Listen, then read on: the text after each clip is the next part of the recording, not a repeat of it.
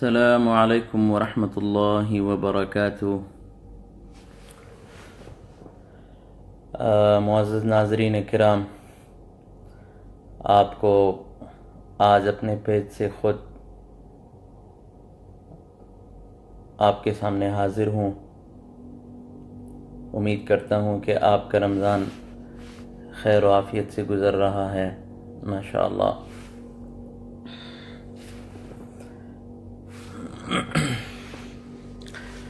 وعلیکم السلام ورحمۃ اللہ۔ جناب ذوالقرنین گل صاحب، آپ کو خوش آمدید کہتا ہوں اپنے پیج میں۔ میں چاہتا ہوں یہاں پہ کہ اس رمضان المبارک میں کچھ نہ کچھ ہم قرآن کی تعلیم دیں، اور جو شوقین حضرات ہیں ان کو کے ساتھ جو ہے نا ہم فن مقامات کے حوالے سے اکثر ہمیں دوست احباب اور اسٹوڈنٹ وغیرہ پوچھتے رہتے ہیں، تو میں چاہتا ہوں کہ ایک سلسلہ شروع کروں یہاں پہ آن لائن لائیو اپنے اس پیج سے۔ چونکہ اس پیج کے کہیں ایڈمن ہیں، تو آج میں خود کراچی سے آپ کے سامنے حاضر ہوں، اور اس بابرکت مہینے میں چاہتا ہوں کہ قرآن پاک کے حوالے سے، تجوید اور فن مقامات کے حوالے سے آپ کے ساتھ بہت کچھ شیئر کر لوں۔ وعلیکم السلام ورحمۃ اللہ۔ جناب بھائی عبدالباسط صاحب، ارباب شکیل احمد قاسی صاحب، آپ کو ویلکم کہتا ہوں اس پیج میں۔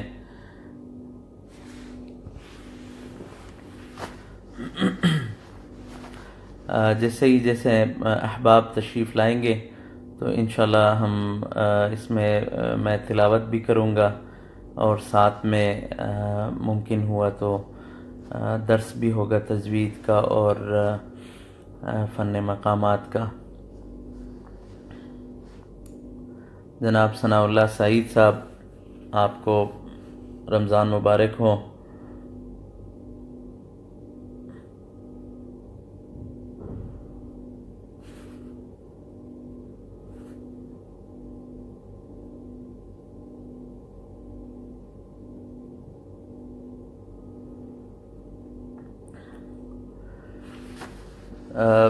اچھا احباب، اگر جو لوگ اردو سمجھتے ہیں تو میں چاہتا ہوں کہ میں اردو میں ہی یہ فن مقامات کے حوالے سے کچھ بتاؤں، تو جیسے ہی احباب کو پتہ چلے گا تو وہ تشریف لائیں گے، اور اس آن لائن اور لائیو ویڈیو کے ذریعے انشاءاللہ آپ کی رائے بھی لیں گے، اور آپ سے پوچھیں گے بھی، اور آپ ساتھ ساتھ میں جو نا اگر کمنٹس میں بتاتے رہیں تو انشاءاللہ اسی کے مطابق ہم وہ مقام بھی پڑھتے جائیں گے۔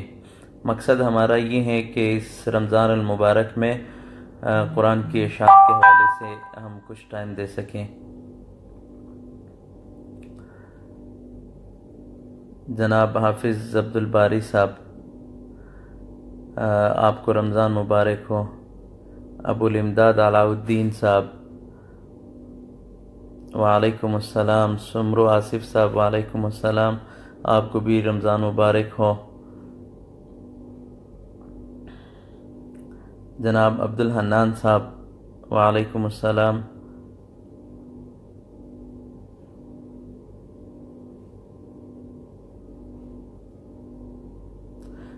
جناب اختر محمد خان صاحب، وعلیکم السلام۔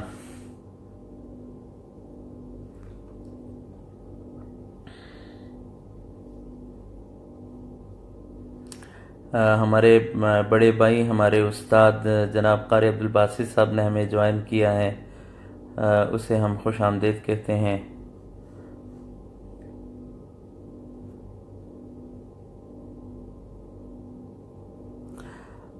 نام خالد محمد الفارسی، انشاءاللہ ممكن إن شاء الله أنا التلاوة في رواية ورش إن شاء الله، إن شاء الله۔ فرمان اللہ صاحب، وعلیکم السلام۔ حمید اللہ حمیدی صاحب، وعلیکم السلام ورحمۃ اللہ وبرکاتہ۔ جناب عنایت خان صاحب آپ کو ویلکم کہتے ہیں۔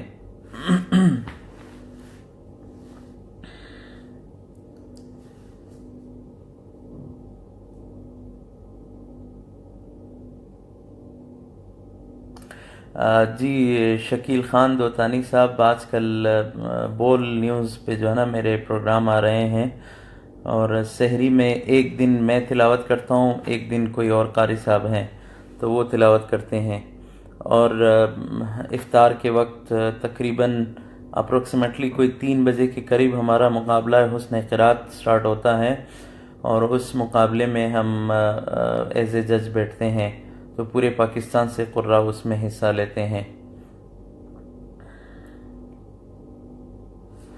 وعلیکم السلام جناب چودھری خالد محمود انجم صاحب۔ ابو مصعب صاحب وعلیکم السلام ورحمۃ اللہ وبرکاتہ۔ محمد سعید شہاد صاحب وعلیکم السلام ورحمۃ اللہ۔ جناب میرے پیارے بھائی تنویر احمد قاسی صاحب، آپ دبئی سے تشریف لائے ہیں اس گروپ میں، آپ کو ویلکم کہتے ہیں۔ غلام محمد خلجی صاحب، آپ سے بھی خصوصی دعاؤں کی درخواست ہے۔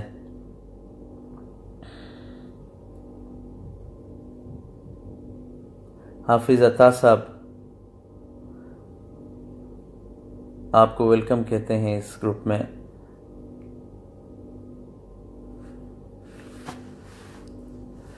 جناب بلال صاحب وعلیکم السلام ورحمۃ اللہ وبرکاتہ۔ ذوالقرنین گل صاحب، انشاءاللہ آپ بھی ہمیں دعاؤں میں یاد رکھیے گا۔ ابو عثمان، جی اللہ کا کرم ہے۔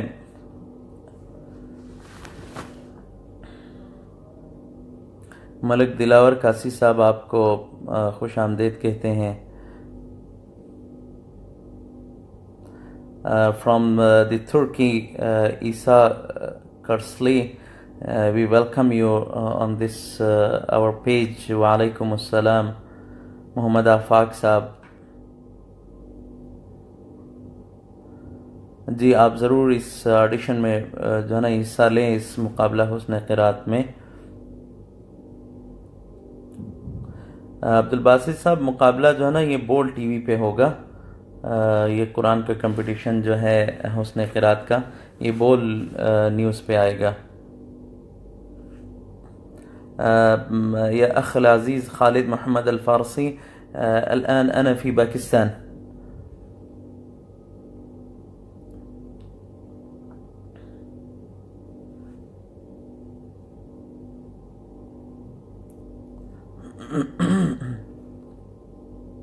ریاض سعید صاحب، آپ کو ویلکم کہتے ہیں۔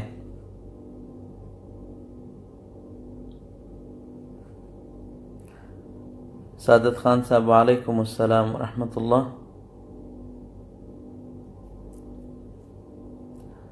سمرو آصف صاحب، بہت شکریہ آپ کا۔ ملک دلاور قاسی صاحب، آپ کا بھی بہت شکریہ۔ قاسم خان اچکزئی صاحب وعلیکم السلام ورحمۃ اللہ۔ اکرام محمد صاحب، آپ کو ویلکم کہتے ہیں اس گروپ میں۔ عامر قبول صاحب، جی اللہ کا بہت کرم ہے الحمدللہ، آپ کو رمضان بہت بہت مبارک ہو۔ اکرام محمد صاحب، آپ کا بہت شکریہ۔ تو سحری میں جو ہے نا تقریباً 2 بجے کے قریب، تقریباً 1 بجے یہ نشریات شروع ہوتی ہیں، تو 1:15 پر جو ہے سحری کے وقت ہمارا سیگمنٹ شروع ہوتا ہے تلاوت کا، تو آپ ضرور اس کو جوائن کیجیے گا بول ٹیلی ویژن نیٹ ورک پہ۔ جناب پرنس قاسی صاحب، یہ تو آپ کا عرف ہے، اور یایا خان قاسی، آپ کو ویلکم کہتے ہیں اس ہمارے لائیو پیج میں۔ تو انشاءاللہ تھوڑی دیر میں ہم تلاوت بھی کریں گے۔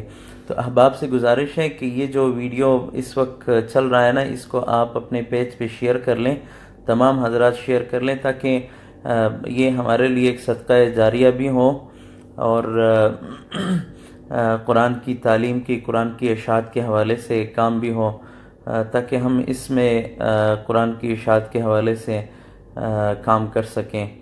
तो जितने आप शेयर करेंगे तो उनके लिए एक सदका जारिया भी होगा।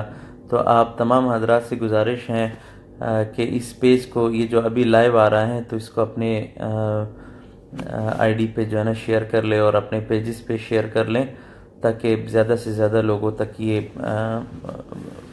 वीडियो और ये कुरान की तालीम के हवाले से पहुँच सकें।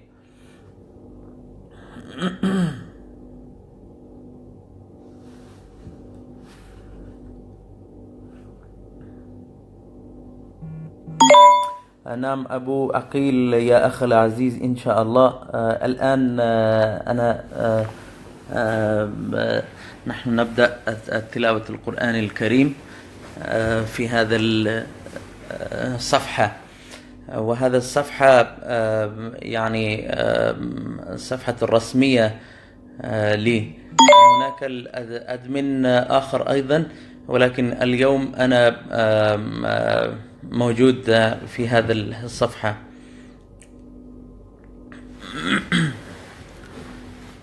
अहबाब से गुजारिश है कि ये पेज शेयर कर लें ताकि मैं तिलावत शुरू कर सकूं।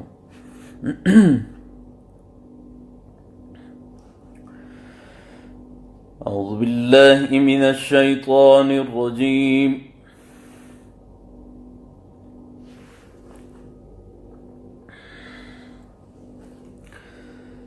بسم الله الرحمن الرحيم.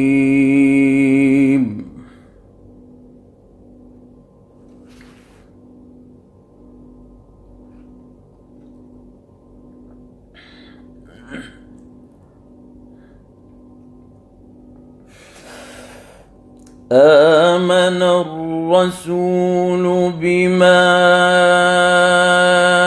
أنزل إليه من ربه والمؤمنون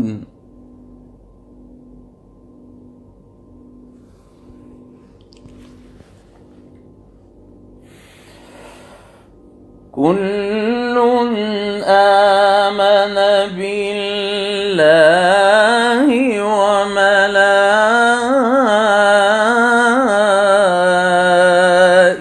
وملائكته وكتبه ورسله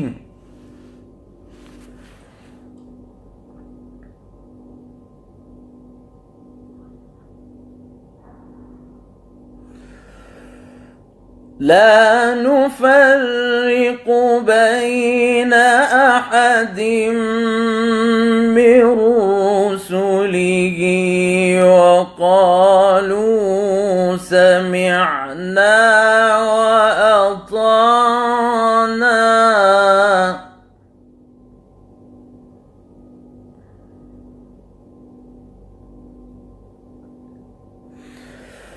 وقالوا سمعنا وأطعنا غفرانك ربنا وإليك المصير.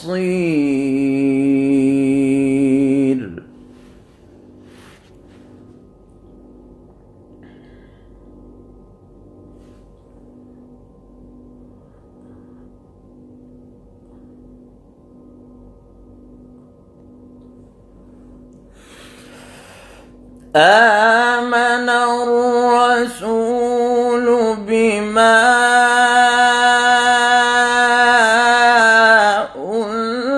أنزل إليه من ربه والمؤمنون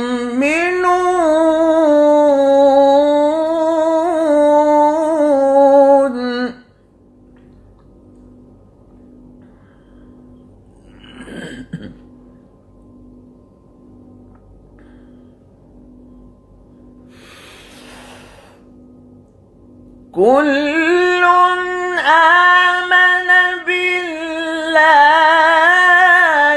وملائكته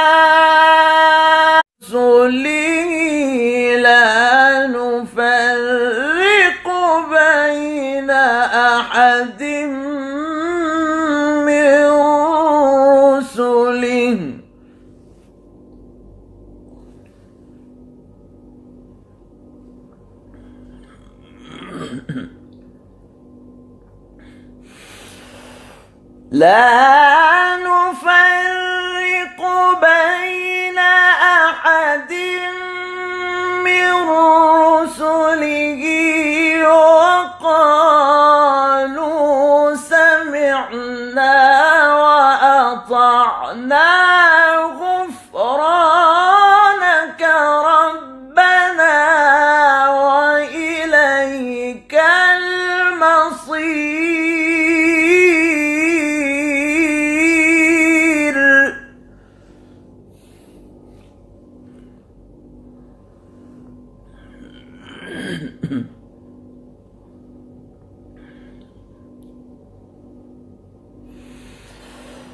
لا يكلف الله نفسا إلا وسعها لها ما كسبت وعليها ما اكتسبت.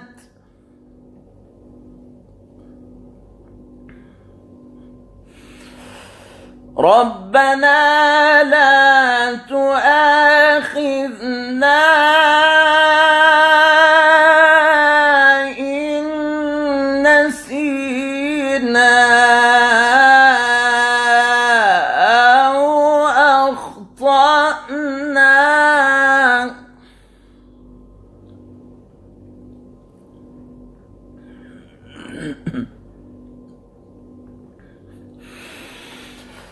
ربنا ولا تحمل علينا إصرا كما حملته على الذين من قبلنا. ربنا ولا تحملنا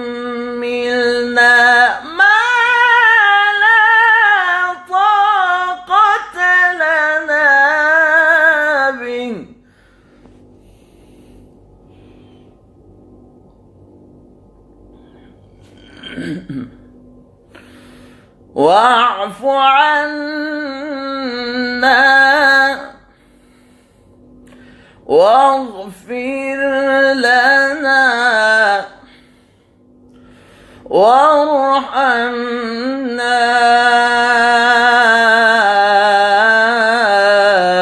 أنت مولانا.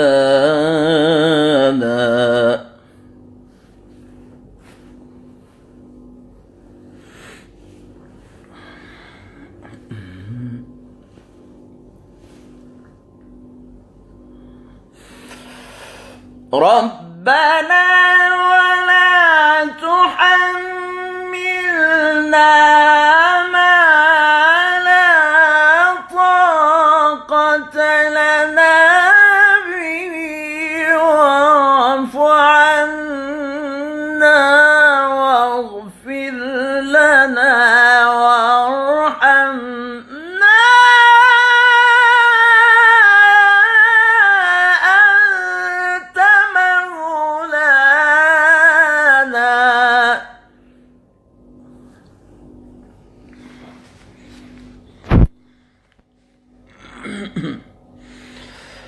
أنت مولانا فانصرنا على القوم الكافرين.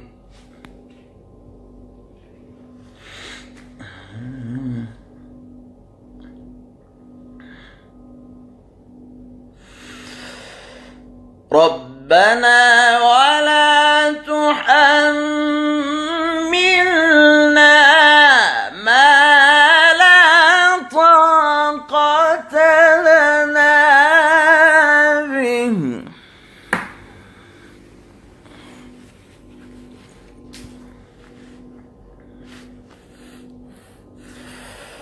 ربنا ولا تحملنا ما لا طاقة لنا به واعف عنا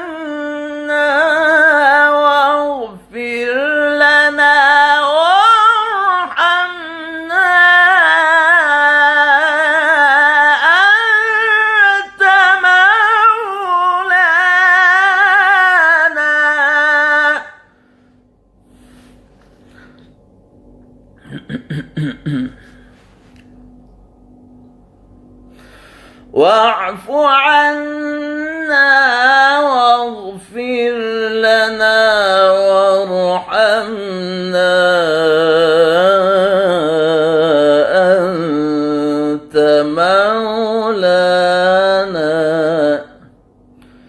أنت مولانا فانصرنا على القوم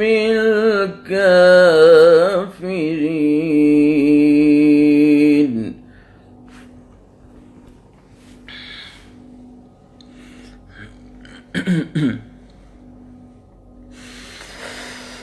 ربنا ولا تحمل علينا إصرا كما حملته على الذين من قبلنا.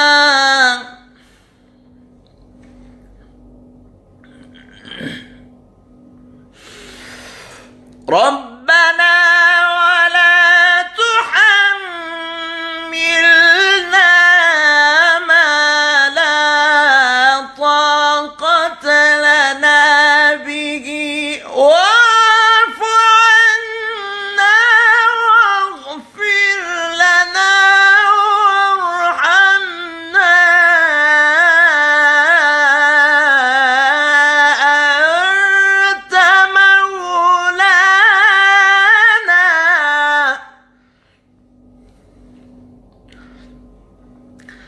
أنت مولانا فانصرنا على القوم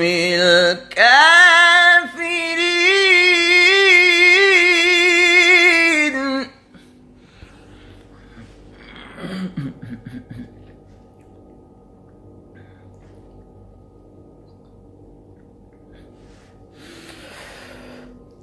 بسم الله الرحمن الرحيم والشمس وضحاها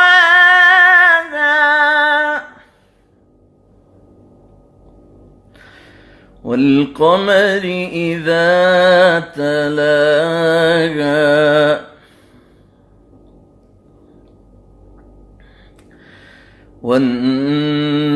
والنهار إذا جلاها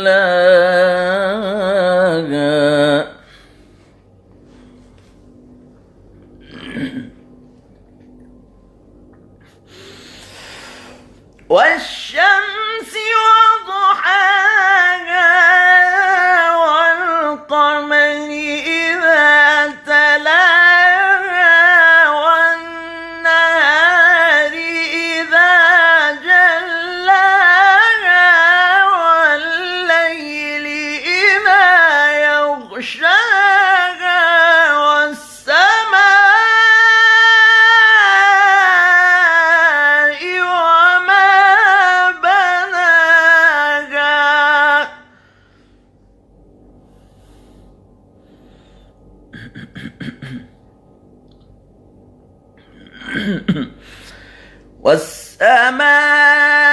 والسماء وما بناها والأرض وما طحاها والأرض وما طحاها والأرض وما طحاها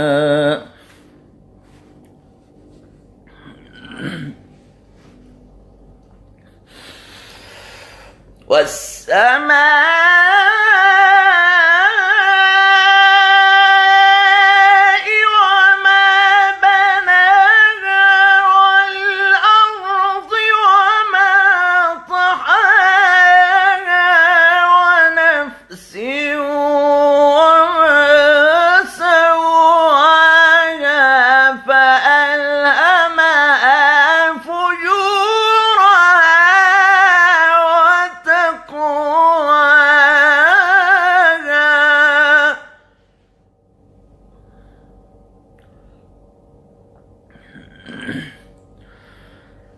قد أفلح من زكاها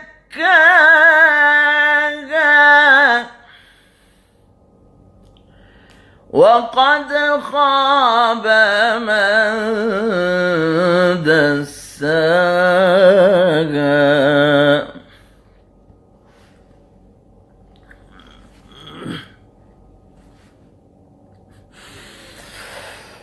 وقد خاب من دساها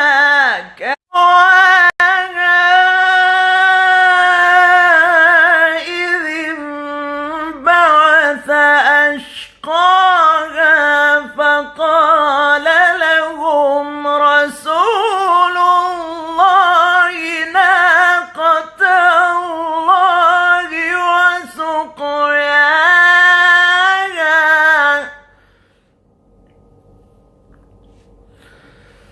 فكذبوه فعقروها فدمدم عليهم ربهم بذنبهم فسواها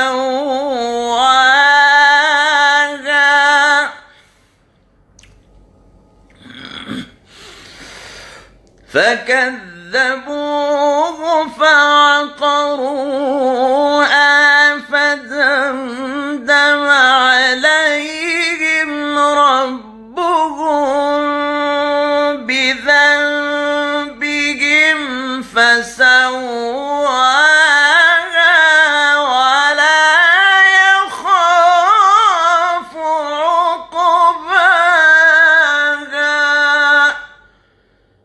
صدق